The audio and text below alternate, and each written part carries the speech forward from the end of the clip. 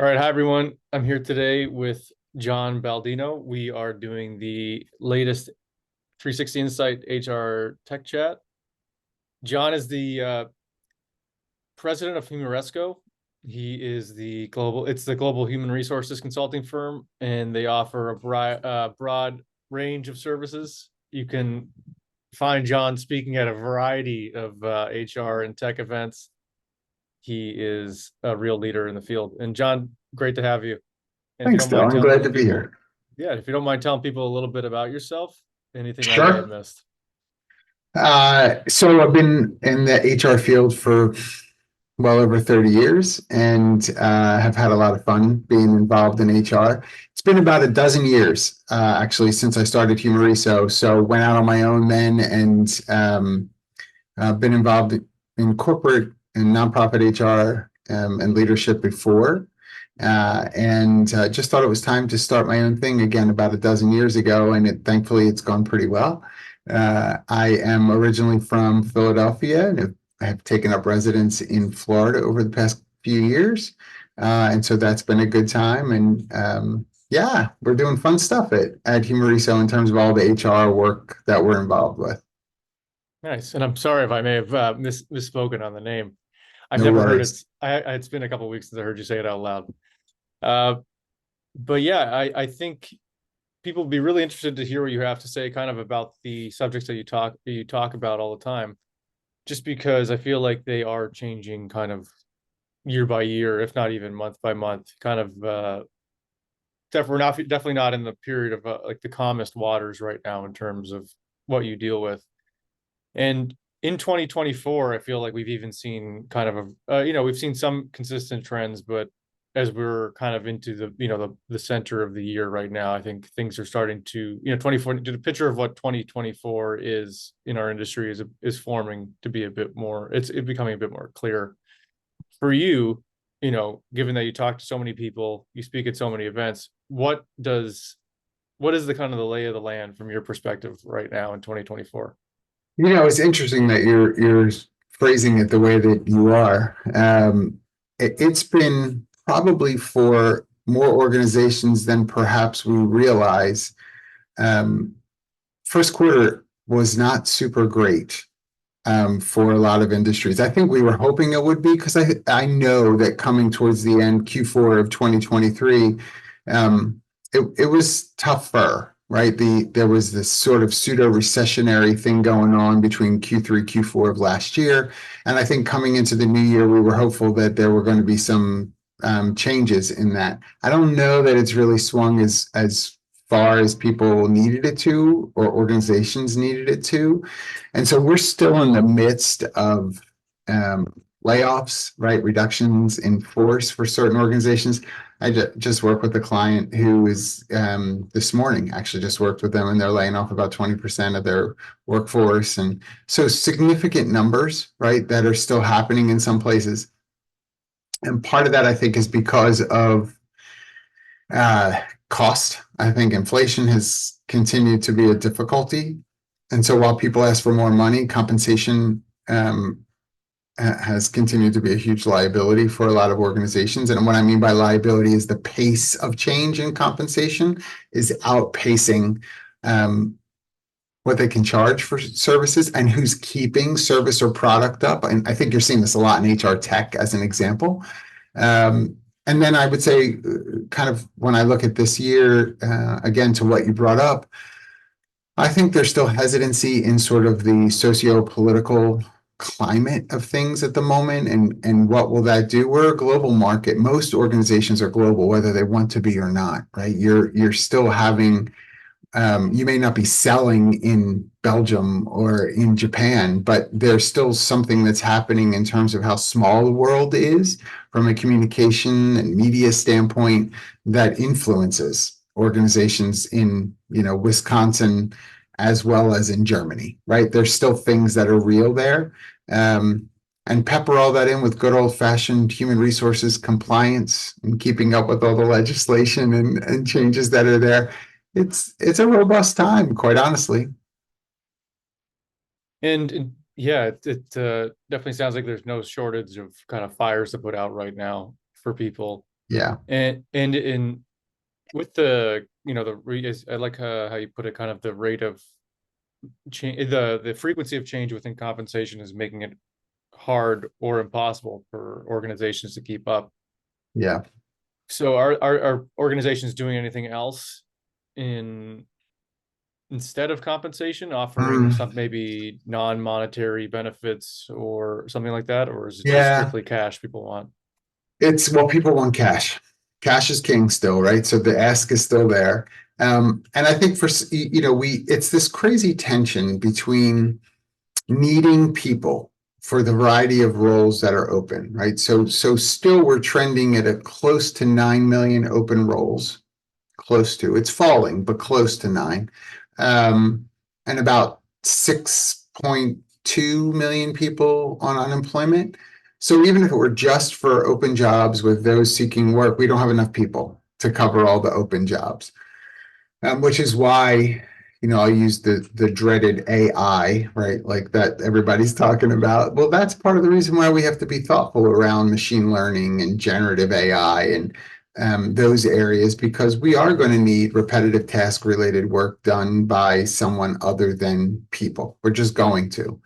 Um, but I think that when you look at those roles that need a person, that's going to lean into a bit of the compensation, the cash bit that you're mentioning, because the organization is going to say, "Look, I need one person who knows how to do this really specialized thing, or this experience required kind of role, and we know we're going to have to pay for it." And so, hiring this one person may mean that we don't hire at an entry level um, position for an entry level position as well. We're just going to need to hire this position, this upper tier position. That closes doors for those seeking to get into particular industries. And so where we see a lot of the reductions in force happening, a lot at that entry level, first-ish tier, depending on how an organization puts it together. Those positions for sure are being looked at, scrutinized, and trying to cull the compensation that's there into something else. Are there other benefits? I think you're starting to see more organizations do things that are almost like what we used to believe about nonprofits, like extra PTO or those kinds of ancillary flexible scheduling type things, which are a benefit to people. And there are people who are willing to say that has a real cost for me. I'm not going to ask for, X amount more, because I really appreciate how flexible my schedule is, how I can be mobile to do the work that I'm doing. That has value for me. And so therefore, I'm willing to kind of deal with some of the compensation levels that I'm dealing with. One kind of interesting, I guess, spin-off question to that, related to like non-cash related kind of negotiating tactics, I guess someone could have in a situation like this. I remember when I was looking for a job 2 years ago, and I still hear this from friends who are looking for jobs. Some companies are offering a 4-day work week, but at 80% pay. Some are offering a 4-day work week, but at 100% pay, or somewhere in the middle. Yeah. Is that a tactic people are using to cut costs while kind of maintaining a level of productivity, kind of changing the culture? Is that a viable tactic, or is that still to be seen? It's a great question. I think ultimately it's yet to be seen. But to come to the beginning of your question, yeah, I do think it's a tactic that some organizations are using to try to get people in the door. And we have seen that over the past couple of years, right? Come and work for us. You can work 100% remote. And then, 18 months later, it's like, okay, everybody has to come back to the office. And I don't want to make it sound like it was all bait and switch. I think that we started to have more metrics under our belt. We had more research under our belt. And we see certain surveys that are showing that creativity and innovation are down in some industries as a result of the distributed workforce. I think it's all for sure in the messaging you see from Google and Apple and Amazon and some of these larger tech companies that have said, you got to come back to the office at least X amount of days per week, because we're losing our competitive edge. Um, But I think that you're going to see organizations continue to offer shortened work weeks as an opportunity. But I wonder what that's going to look like a year from now. And we also have to remember that the world isn't operating that way. And we also have to remember, and I mean globally, but then when we look just at the US, um, we're still in the low 80% for industries that require roles that are on site. You can't do it remotely. Still, the bulk of work is done physically, right? It's difficult to go out to eat and not have somebody there in some way, shape, or form waiting on you. It's difficult to get your Amazon package delivered in 2 days like you'd like it to without a variety of people along the way touching that package, right? Or Instacart or fill it, whatever you think, from a person physically being involved, medical support and service. Not everything can be done through telehealth. You are still going to need to go into places and have real people working it. So the numbers still speak to how many are on site. I think the numbers are going to continue to push as well for services that are 7 days a week, 6 days a week. Well, that's still going to require someone to be around.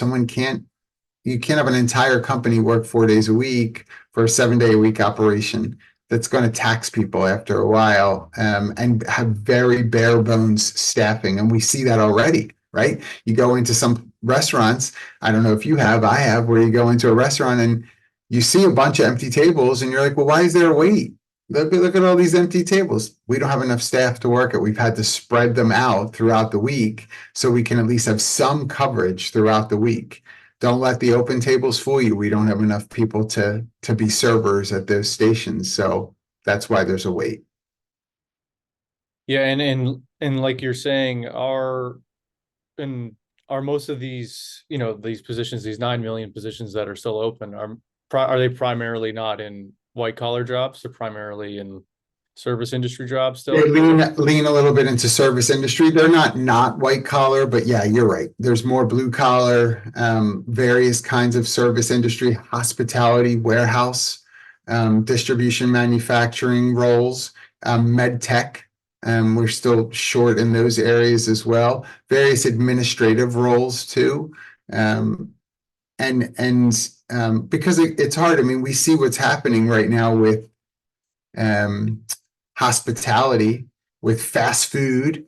I mean, you saw probably the news around the increase in wages out on the West Coast, and now we have a $20+ Big Mac. Well, that doesn't seem to be the right pathway to go to pay somebody more. We've got to charge $20 for the Big Mac. At some point, there's going to be a reckoning around that.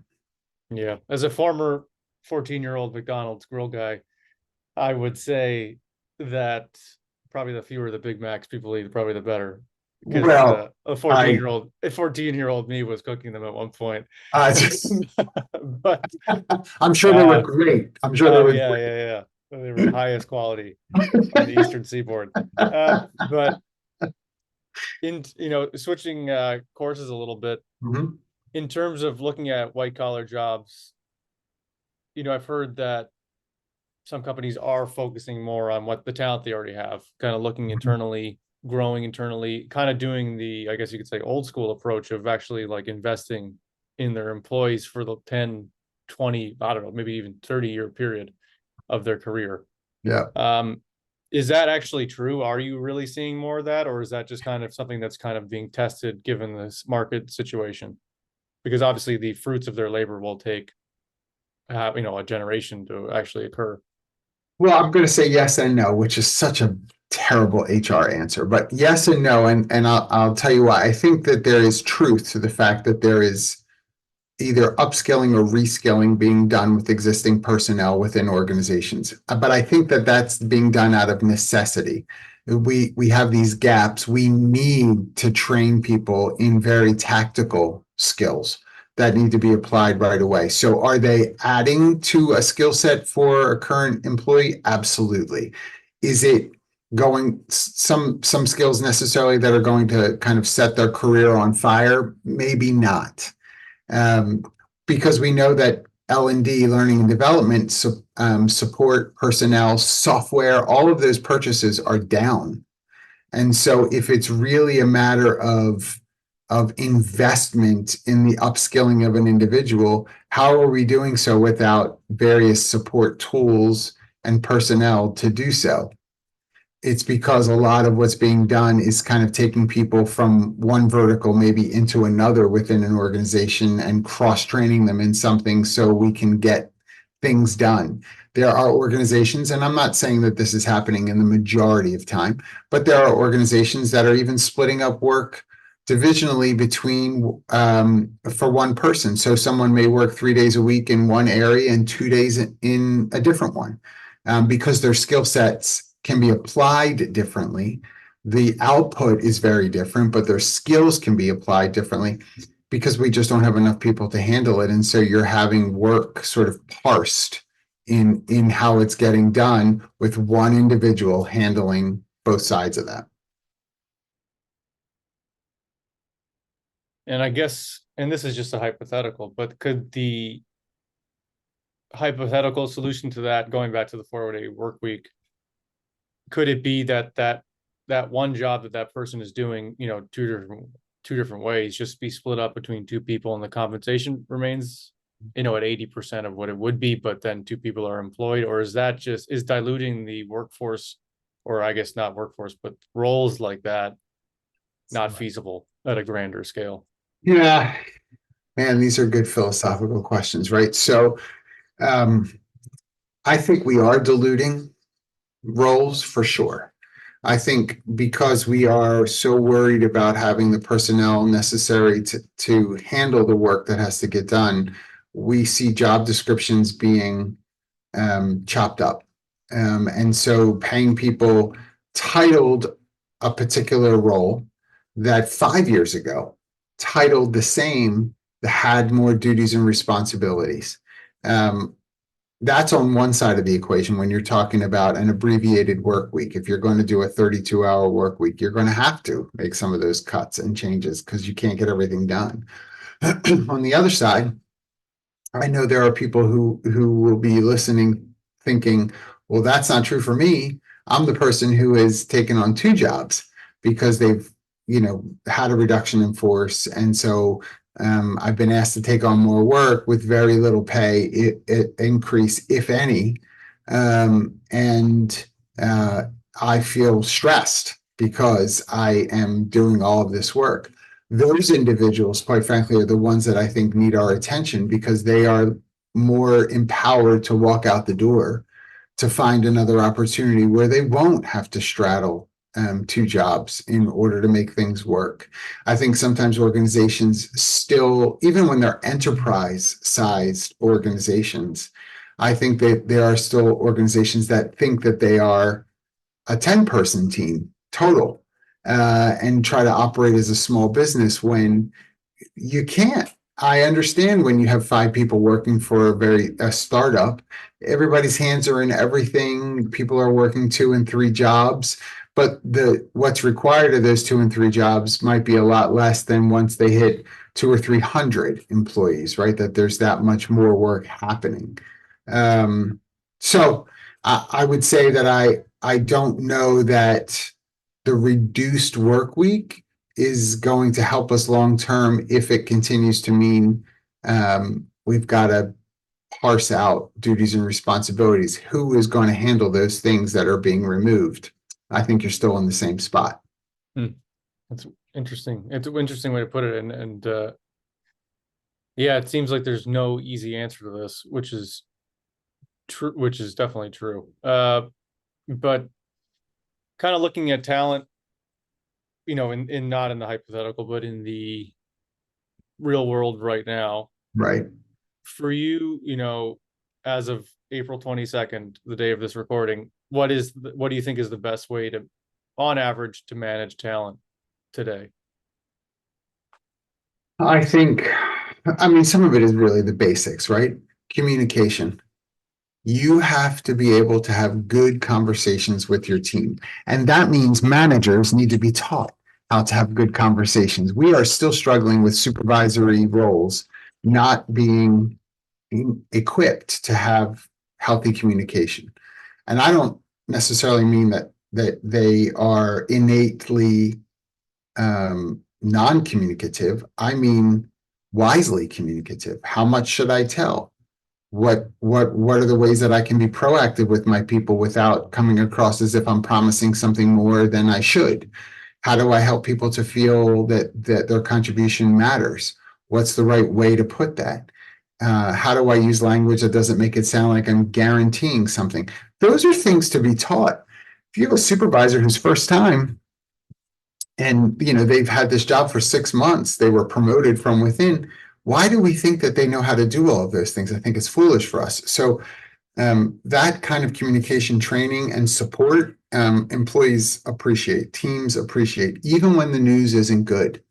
I shared earlier about layoffs, right? So when you sit with someone and to say, our revenue's down, we are not bringing in as much as we did.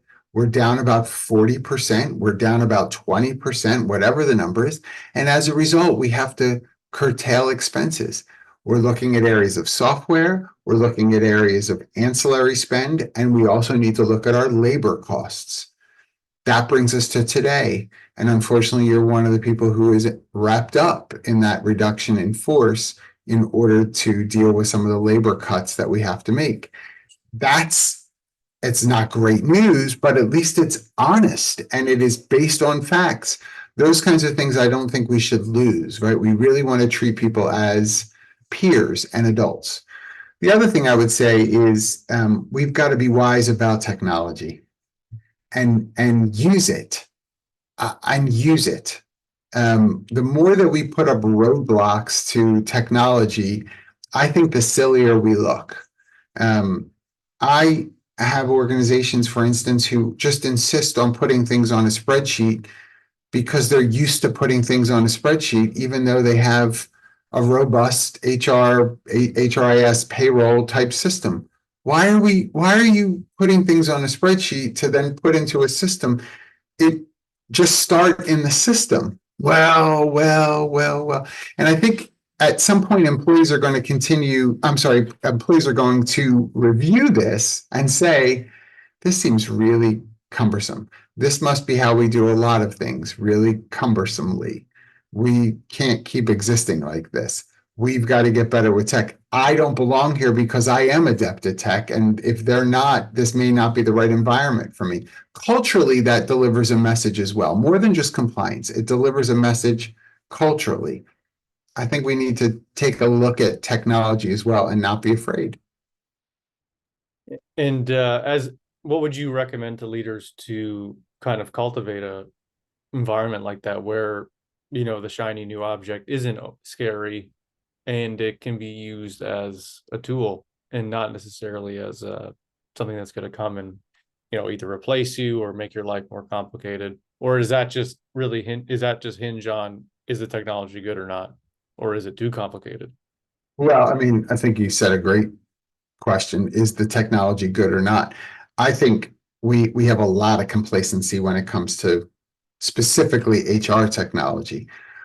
We legacy things for no good reason, just because we're used to it. Well, just because you're used to something doesn't mean it's the best thing then, right? So we've got to have, that's where I think third party makes all the difference, because we are not doing ourselves any favor if we are the ones that are the barometer of it, because it's hard for us to be honest. We're biased. I'm used to this. I'm comfortable with this. I know where everything is. How is that not going to influence your appetite to make any change or to really look at it to say, is it doing for us everything that we need it to do? Right. So I think there's wisdom in having an outside set of eyes come in to help with those things and really assess its utilization and make recommendations about other tools to consider, right? It's not the worst thing in the world. I think too, you've got to look at technology from a spend standpoint. Companies that are on the hook for HR tech that they have purchased and then not using it fully, you're still paying for it fully. Why would you have engaged at that level and not stepped out in the way that you needed to to sort of grab hold of it and use it in all the ways that need be? Ask your colleagues, ask your employees, what do you see with this technology? What aren't we doing that you've noticed? Or how do you think it could be better? Just focus group some folks and ask simple questions. They're going to tell you, well, it seems to me X, Y, and Z. Awesome. Thank you. And that's a risk because you're going to have to act upon whatever it is you hear to whatever degree, but you're going to have to act upon it. But if you don't want to know so that you don't have to act upon it, your staff knows that. They know that you've kind of closed the door on that. That's not a good look either. Technology is never something to be afraid of. I'm not saying that means it's easy. I'm not saying that that means there isn't a learning curve, but it certainly ought not to be fear producing. When you look at tech as something fear producing, there's a whole infrastructure of thought that has to be dealt with there. It has nothing to do with the tech. Hmm. It's very valid, very well put. And in terms of that investment into tech, I know you focus a bit on small businesses and how they can invest into HR technology and advising on them how to best do that. That's something we find very interesting at 360 Insights as well, as the kind of what is the threshold for investment? Like when do you kind of cross the HR tech Rubicon where if you don't spend the money, you're losing money. And if you spend at the right time, at the wrong time, you're losing money. So, Yeah. when is there, what is the best gauge for that? And are there any for smaller businesses or medium-sized businesses as well? What is the kind of the guiding principles to that? I mean, I think time is a commodity. So you've got to look at the time spent. If you're a small business, and I'm going to say if you're under 150 employees, look at how much time you're spending on tasks that tech can be involved with, or how much time are you spending correcting tech? That's an input issue, right? Those are the kinds of things I think time becomes a commodity there. There's a real um, loss to wasted time for those organizations. I'm not saying that there isn't for others, but sometimes in larger mid-market to enterprise level organizations, it can get lost in the shuffle a little bit, and it might wind up not being as big of a noticeable loss. In a small business, you're just choosing not to see it. If I'm creating Excel spreadsheets for no good reason, and I'm one person who's spending 5 hours a week making up spreadsheets that I don't need to make up, my goodness, why am I allowing 10+% of someone's time during the week to be used in making things that we don't need anymore? There's a real loss there in that. The other thing I would say is how long is it taking you to complete tasks? Measure that. Have some, this isn't an indictment, but you need to have like a pre and post test almost, right? If I know what I'm spending time wise on a particular task and I wind up adding some technology, if what is on the other side is the same amount of time for me, what is the point in adding that technology? Either the tech is not set up correctly, it's the wrong tech, or I have someone who's trying to justify their existence by making sure that they're busy with other things to seem like they're still needed. That the game there is to have a conversation with someone and say, as a result of this technology, you're not losing your job. We're changing your job. We're going to add these other areas. You're going to still have oversight over some of these things, but now you'll have more time to handle A and B. Have a plan with those things. Don't let fear settle into any individual employee who worries in a contentious way about technology. Set that tone way in the beginning.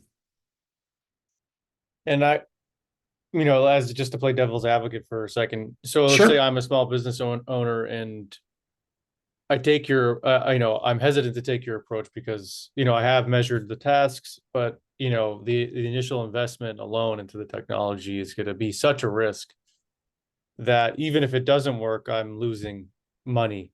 And at that point, what would you say to someone like that who's hesitant just because of that, but wants Yeah. to take the dive? They just maybe they can't afford to.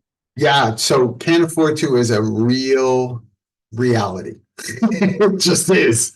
And so if you're not ready to spend, don't even put your toe in the water, because you're gonna honestly frustrate yourself. You're gonna find things that you really like and really see the benefit in, but you just don't have the upfront to be able to bring it on board. So I totally get that. On the other side, however, um, you have to look at the long-term expense. If I choose not to spend a little bit now to bring in this tool, which in the long run will save me money because of actualized time, because of turnaround costs, those things require an eye to help you measure. So again, whether you have a robust accounting team, which if you're a small business, you may not.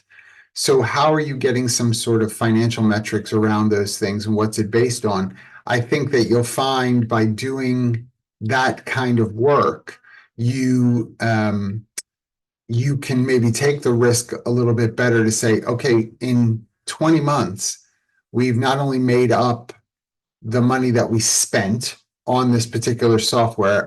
And by the way, I'm not saying 20 months is the average. I'm just picking a number. It could be 4 months, quite frankly. But if in 20 months, I'm like, okay, it's paid for itself already in the ways that we've saved money, that we can absolutely measure. And now everything moving forward is a plus for us. Just have that charted out, because that sets the right expectation. This is something I know people have heard me say before. A lot of this is around expectation management. Why do you think that what it is that you think is true? Where is that coming from? Too often, particularly in small to lower mid-market businesses, we just feel, well, I feel like it should be this. Well, don't, because my feelings have been wrong in the past. I know yours have been. Have your feelings, identify your feelings, but choose to use metrics that'll help either back those feelings or refute those feelings. And this way you can speak to those feelings in the right way as a result. Set that tone for your expectation right up front. Yeah, I think the expectation management part is very important. I think some people think, like alluding to what you said earlier, is that this technology is going to show up and just shake everything up. It's Yeah. going to be like the star employee that isn't really an employee, in a way. But and if it's not used properly, then it's just a complete waste of your money and your time. Waste. And it will also affect the way in which people are willing to trust you for the next kind of organizational decision you make. Because now they have remember when he spent X, Y, and Z and that didn't go anywhere, right? Those kinds of things will come back to haunt you. We're not talking about making a mistake. Just check your pattern, right? See I if there's gotcha. anything that alludes to that. Absolutely. All right, John. Well, thank you so much. I know you're up to a ton of things, so I won't keep you too much longer, but please tell the people out there what you're up to and what you have coming up for the rest of 2024. Well, my friend, I'm not too busy to talk to you, so thank you. I appreciate you making the time. Um, I will be, yeah, I'm in a few different places over the next month. I'll be at Epic in Las Vegas, actually this week. So if you're going to be there for that conference, please feel free to come see me. I will be speaking on the business imperative behind forgiveness. So very interesting topic for the workplace. And then I'll be in Tennessee and back in Vegas for Unleash. So I'll be there as part of the HR tech components of Unleash. So please visit me there. And then I'll be speaking on inclusive workplaces in Washington, D.C. And after that, I'll be on a panel about compensation for World at Work in Cincinnati. So those are the next things that are coming up. Awesome. Well, I think everyone's got an opportunity to catch you then. I hope so. All right. Well, everyone, thank you for listening. And John, thank you so much again for joining us on this 360 Insights HR Tech Chat. Awesome. And Thanks, hope to Del. talk to you soon. Same here. All right.